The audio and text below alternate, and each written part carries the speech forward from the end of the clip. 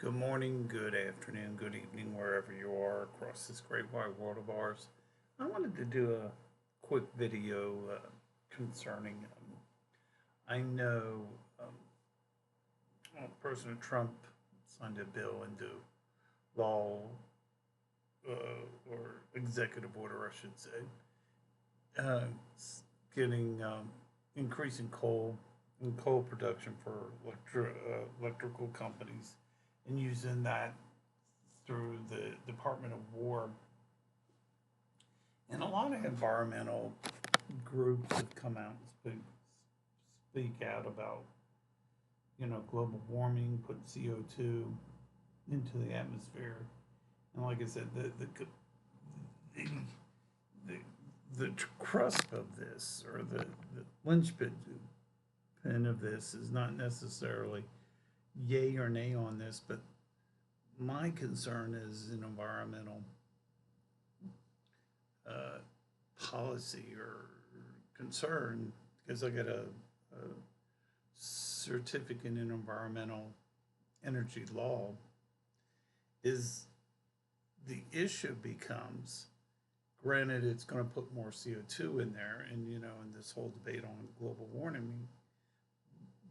But my premise is that I like to pursue on this is the two things. Number one is, how is this going to affect the water supply in certain areas? Now, depending on how they're going to get the coal, are they going to go underneath, or are they going to do above, or strip mining where that can get into the water supply, especially in West Virginia, in some of the, when we talk about that, the Appalachian Mountain areas, which is soft coal, and then we talk about anthracnose coal, which is hard coal, which is located Montana, southern Montana, parts of Idaho, Wyoming areas out there.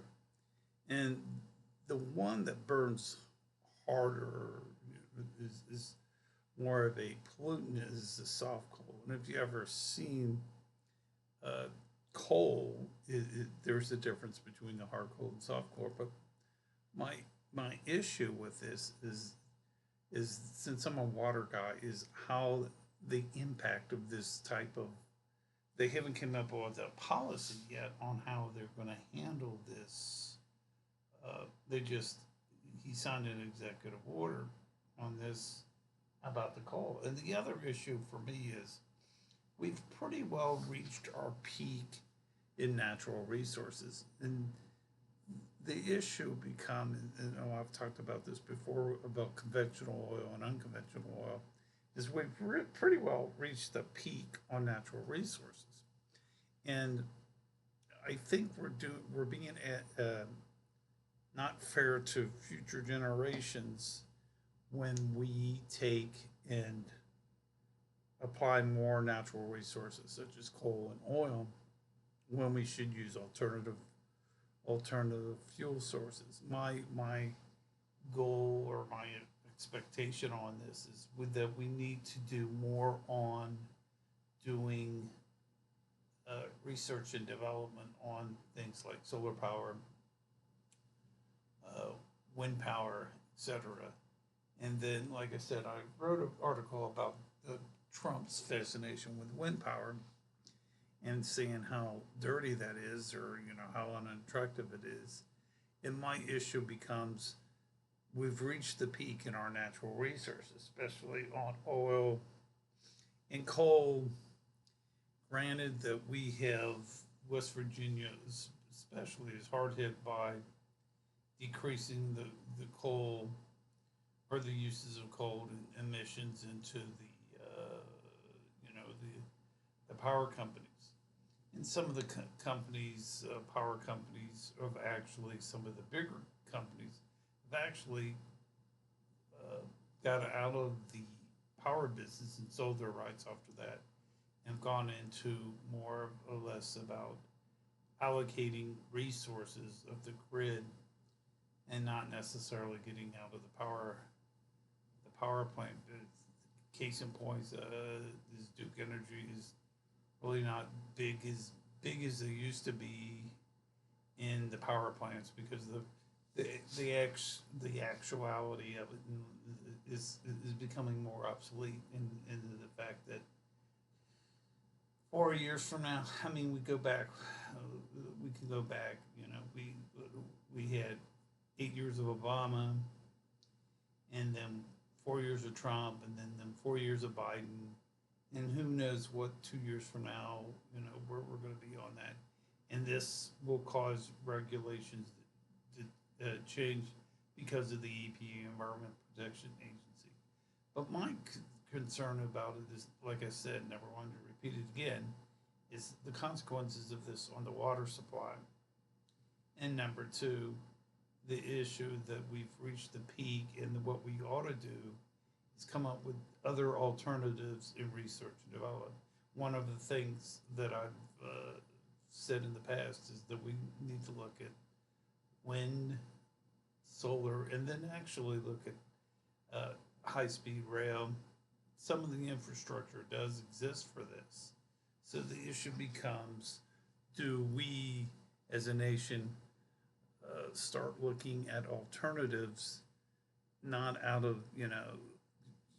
or it's like we're kicking the can of what I call kicking the can. Right now, we'll get the resources like coal, oil, conventional and unconventional oil, but at some point, we, even though we become energy dependent, the issue becomes, shouldn't we be more into like trying to go into nuclear, maybe propulsion, type of, other forms of like hydrogen, and come up with those formulas where we offer incentives to companies to come up with research and development on this. One thing that I studied 3 or 4 months ago is do biomass, taking biomass and turning that into energy too. So if we offer that as an incentive and take out the whole thing with the global warming, and offer an alternative to energy production, and not necessarily looking at, because like I said, the first thing that people say is global warming, global warming, global. And like I said, the issue is, yes, I agree there's issues on that, but the issue becomes, if we get 3 feet in rise because of, the North Pole melting, or 4 feet, there'll be a lot of displacement of people along the eastern coast and through Miami, and also through other parts of Florida. So in other words, if you own property along the ocean in any of those places, be reluctant to be doing that. And then we have more storms that are coming into, and that's another issue. And this is not the issue here for me. My issue is on clean and safe water sources, and not necessarily the issue on, and that, not saying it's viable, it's just the issue of alternative ways to look at without affecting clean water. And what the issue that I'm seeing that the current administration is, they take the eye off the ball, and the eye of the ball is we are losing our resources, oil, gas, and coal, and we should come up with alternatives. The other alternatives too, even though we have coal, and then 20 years from now, another administration comes in. 2 years from now, 6 years from now, the whole emphasis on coal will be somewhere else. So the issue becomes, for instance, in West Virginia, is to teach people, or giving them a resource to do alternatives like solar energy, uh, geothermal. That would be a good area to do geothermal, etc. Anyway, these are some food for thoughts. Please donate to my Clean and Water, North American Clean and Water, trying to get this thing off the ground.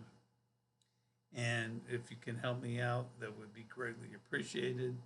Please like and subscribe to my channel. And folks, I will talk to you real soon. Thanks. Have a great day.